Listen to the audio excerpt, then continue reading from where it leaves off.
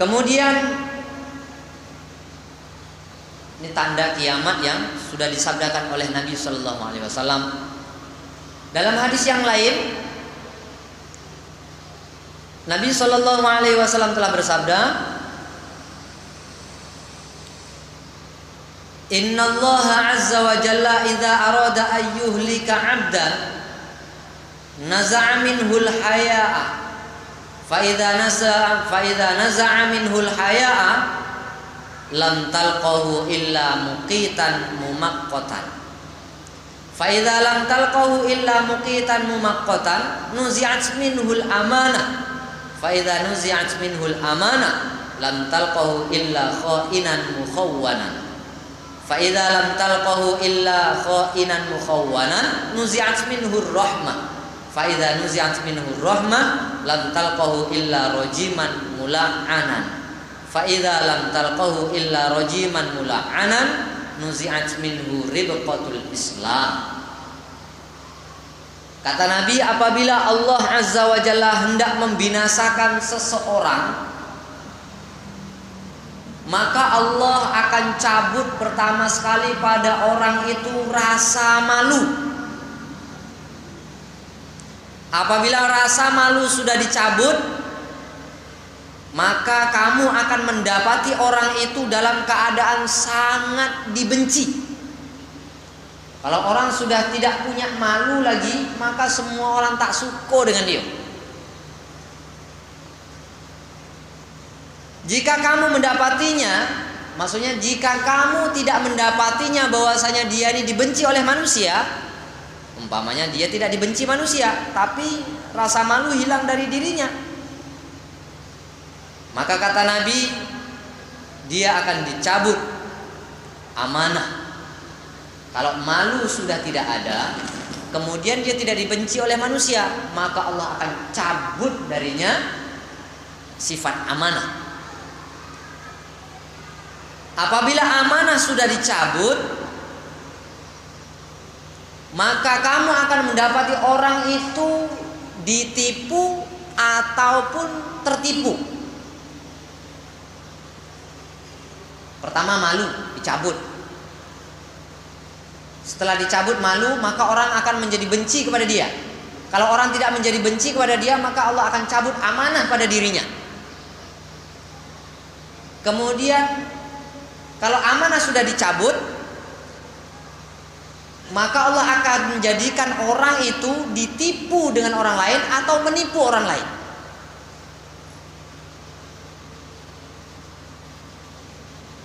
Setelah perkara itu tidak terjadi juga, dia tidak ditipu dan dia tidak menipu, tapi rasa sifat amanah sudah dicabut oleh Allah Subhanahu wa taala, maka Allah akan cabut selanjutnya kasih sayang. Dia tidak punya lagi kasih sayang. Malu pertama dicabut, kemudian amanah, kemudian kasih sayang, rahmat dicabut dari diri seseorang. Maka kita akan mendapati orang itu akan dilaknat dan akan diusir. Kalau umpamanya dia tidak dilaknat, tidak diusir, maka Allah Subhanahu wa taala akan cabut darinya ikatan Islam.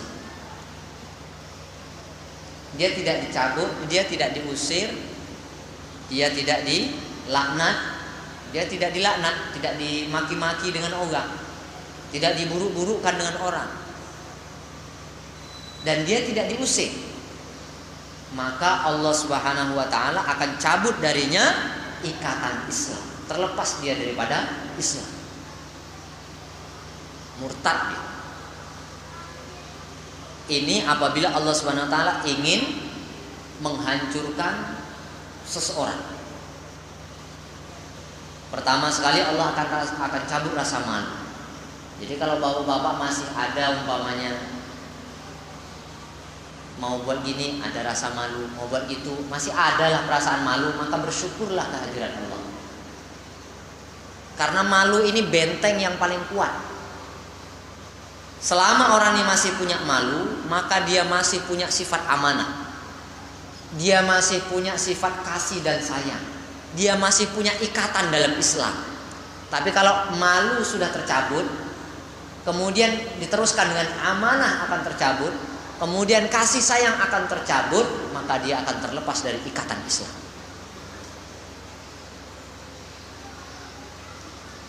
Kita pun koreksilah diri kita masing-masing, macam mana keadaan kita nih. Kalau sudah ini terjadi, ini namanya Allah akan hancurkan, Allah akan kiamatkan manusia.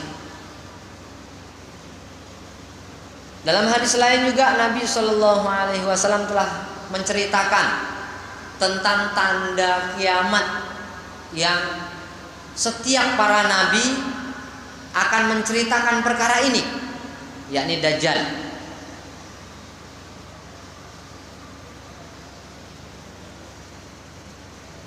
Di dalam kitab Sunan Ibnu Majah bahwa Nabi Shallallahu Alaihi Wasallam telah bersabda,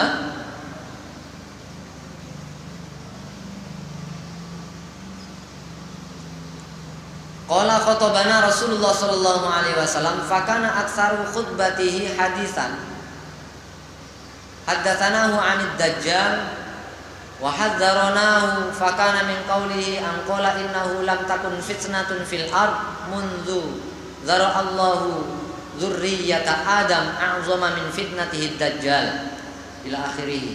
Hadis ini panjang.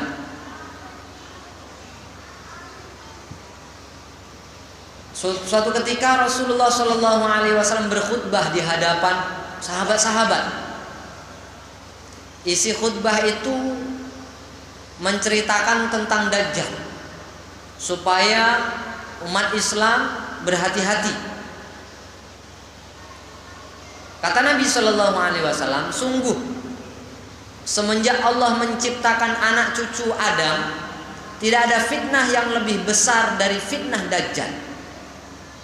Dan tidak ada satupun nabi yang diutus oleh Allah Subhanahu wa taala melainkan ia akan memperingatkan kepada umatnya mengenai fitnah Dajjal. Dan aku, kata Nabi Shallallahu Alaihi Wasallam, adalah nabi yang terakhir, dan kamu juga adalah umat yang paling akhir.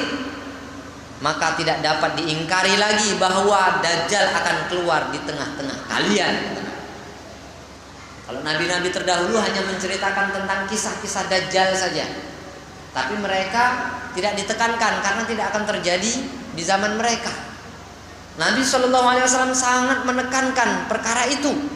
Karena apa? Karena Nabi sampaikan bahwasanya Dajjal akan keluar di tengah-tengah kalian. Dalam hadis lain Nabi sampaikan bahwasanya Dajjal itu akan keluar di antara kota Irak, di antara Irak dan Suriah. Di antara Irak dan Suriah. Di tengah-tengah kota itu, di tengah-tengah antara Irak dan Suriah itu ada celah. Dari celah itulah Dajjal akan keluar.